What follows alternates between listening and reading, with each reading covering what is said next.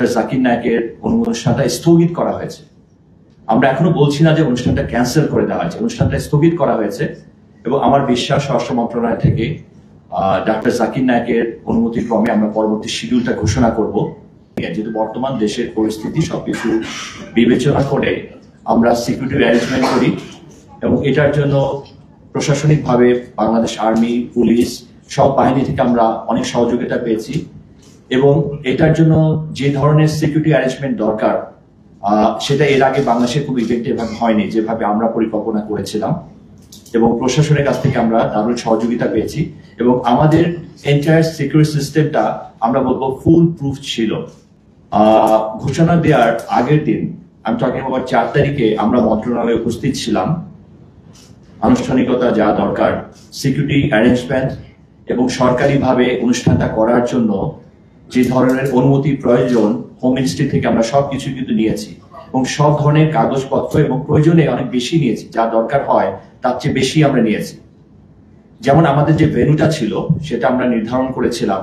প্রথমে সারোয়ার্দী উদ্যান, পরে দেখলাম যে দর্শক সমাগম অনেক বেশি হবে, পরে আমরা বাণিজ্য মেলার যে মাঠটা, আগে যে বাণিজ্য মেলা হতো সেই মাঠে আমরা এটা পরিকল্পনা করি এবং যখন দেখলাম যে দর্শক বা উপস্থিতি আরো বেশি হতে পারে, পরবর্তীতে আমরা ঢাকায় বাংলাদেশ প্যারেড গ্রাউন্ডে ইভেন্টটা করার পরিকল্পনা করি এবং এটার জন্য যা যা দরকার সরকারি কাগজপত্র এবং অনুমতি সবকিছু পাওয়ার পরে কিন্তু আমরা বিশাল বিনিয়োগ এখানে করি এবং এই ইভেন্টটা সফলভাবে করার জন্য সার্বিক সহযোগিতা প্রশাসন সবার সাথে আমাদের রেগুলার যোগাযোগ ছিল এবং এটা সিকিউরিটি ডিজাইন যা যা দরকার সবকিছু আমরা সম্পন্ন করেছি। আমরা আগে বলেছিলাম প্রায় 80%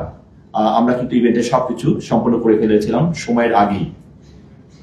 হঠাৎ করে 4 তারিখে ইনফ্যাক্ট আমরা যখন মিনিস্ট্রিতে উপস্থিত ছিলাম তখনও কিন্তু আমাদেরকে আসলে ব্যাপারে জানানো হয়নি যে অনুষ্ঠানটা স্থগিত করা হবে। মিনিস্ট্রিতে যে মিটিং ছিল সেই মিটিং এর সিদ্ধান্ত হয় এবং সবচেয়ে আশ্চর্যের ব্যাপার, রাত 11টার সময় আমরা একটা পত্রিকার মারফত জানতে পারলাম যে অনুষ্ঠানটা স্থগিত করা হচ্ছে। আমরা আসলে শক ছিলাম, কারণ এত অল্প সময় এত কিছু করার পরেও সব ধরনের ব্যবস্থা যা যা প্রয়োজনীয় দরকার তার চেয়ে আমরা বেশি সব আয়োজন করে রেখেছিলাম। তো আমাদের কাছে মনে হচ্ছে আসলে যে কোনো কারণেই হোক এটা স্থগিত করার আগে আমাদেরকে জানানো উচিত ছিল, কারণ আমরা সার্বক্ষণিক যোগাযোগ সব বাহিনীর সাথে রেখেছি